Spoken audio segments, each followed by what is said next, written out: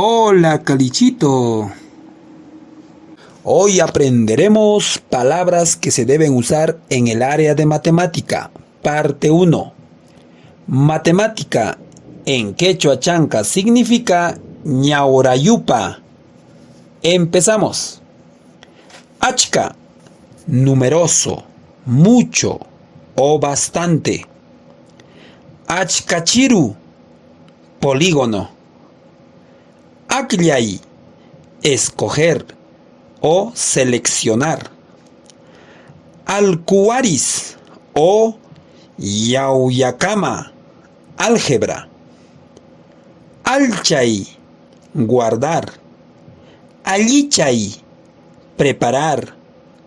Allinchay, arreglar o solucionar. Alwi, trama de hilos para tejer.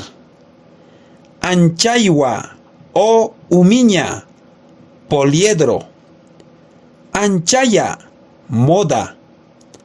Aptay, porción contenida en una mano o puñado. Aputima, apotema. Agnu, gramo. Arini, afirmar. Arúa, arroba. Aslia o pisi, poco. Astay, trasladar. Aswan, achka, mayor cantidad. Aswan, aslia, menor cantidad. Atikuj o kanman, posible. Atipanakuy o churanakuy, reto. Atipay o llalliy, ganar. Away, arte de tejer. Aypay, alcanzar.